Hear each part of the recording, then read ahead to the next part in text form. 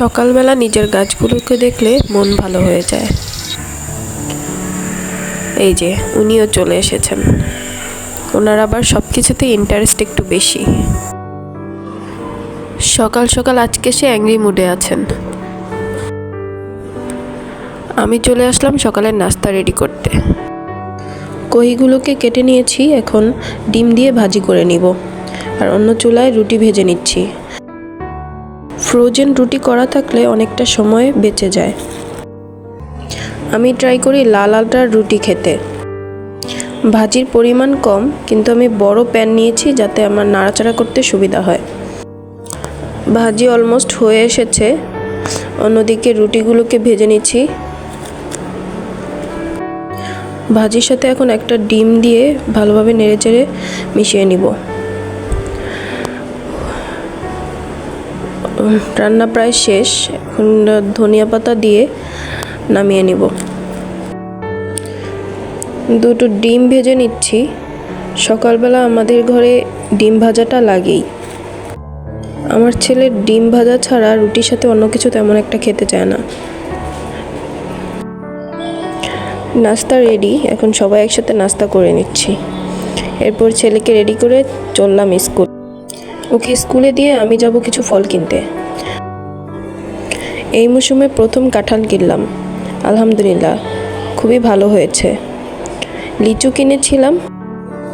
লিচুগুলোকে কেটে বক্স করে রেখে দিচ্ছি। এই তো অনেকগুলো কাঁঠাল হয়েছে। ছোট কাঁঠাল কিনেছিলাম, সেই হিসেবে আলহামদুলিল্লাহ। কিছু কাঁঠাল বিচি ছাড়িয়ে ছোট ছোট বক্স করে রেখেছি, যাতে আদনানের ইচ্ছে হলে নিজে নিয়ে খেতে পারে। কিছু আমও কিনেছিলাম। এখন আমি দুপুরে রান্নাটা করে নিব। আজকে রান্না করছি পুঁই শাক দিয়ে রুই মাছ। এই রান্নাটি আমার শাশুড়ি খুব পছন্দের ছিল। আজকে প্রায় 7 মাস হলো উনি আমাদের ছেড়ে চলে গেছেন। এই রান্না করতে গিয়ে ওনার কথা খুব মনে পড়ছে। আল্লাহ ওনাকে জান্নাত নসিব করুক। মামুনি প্রায় বলতেন, মানুষ চলে গেলেও তার কথা কাজ থেকে যায়। যেমন উনি চলে গিয়েও আমাদের মনে রয়ে গেছেন। এদিকে আমার মশলা কষানো হয়ে গেছে। এখন শাকগুলোকে দিয়ে দিলাম। শাকগুলোকে দিয়ে এখন ঢাকনা দিয়ে ঢেকে দিব। কিছুক্ষণ পর ঢাকনা খুলে মশলার সাথে শাকগুলোকে ভালোভাবে মিশিয়ে দিব এবং ভালোভাবে কষিয়ে নিব। কষানো হয়ে এলে পরিমাণ মতো পানি দিয়ে দিব। এখন আমার চুলায় গ্যাসের পরিমাণ খুবই কম, তাই আমি মাছগুলো এখনই দিয়ে দিচ্ছি। মাছগুলো দিয়ে ঢাকনা দিয়ে ঢেকে কিছুক্ষণ অপেক্ষা করব। ঢাকনা খুলে মাঝে একবার মাছগুলোকে উল্টিয়ে দিব। আমার রান্না প্রায় হয়ে এসেছে। কিছু ধনিয়া পাতা দিয়ে দিলাম। রান্না শেষ করে অন্যান্য কাজ সেরে দুপুরের খাবার খেতে খেতে 2টা বেজে গেল। শাক দিয়ে মাছ রান্নাটা সত্যিই খুব মজা হয়েছে। সাথে ছিল সকালের করা ভাজি। দুপুরের খাওয়া শেষে একটু রেস্ট নিয়েছি।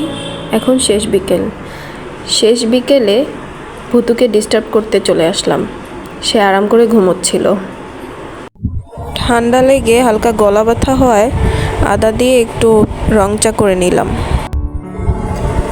চা খেতে খেতেই মনে পড়লো আজকে আমাদের ম্যারেজ অ্যানিভার্সারি। যেহেতু কোনো প্ল্যান ছিল না, তাই রাতে ফুডপান্ডা থেকে একটি মিনি কেক অর্ডার করলাম, সাথে গ্রিল চিকেন। এটা দিয়ে আমাদের রাতের ডিনারও হয়ে গেল। 2 জন থেকে আমরা এখন 3 জন, আলহামদুলিল্লাহ। ডিনার শেষ করে কিচেনের সব কিছু ক্লিন করে নিচ্ছি। আমার কিচেন ক্লিন করা শেষ। এখন টেবিল পরিষ্কার করে নিব। ঘুমানোর আগে সব কাজ গুছিয়ে পরিষ্কার করে ঘুমোতে গেলে একটা ভালো ঘুম হয়। আজকের মতো এখানেই বিদায় নিচ্ছি। আল্লাহ হাফেজ।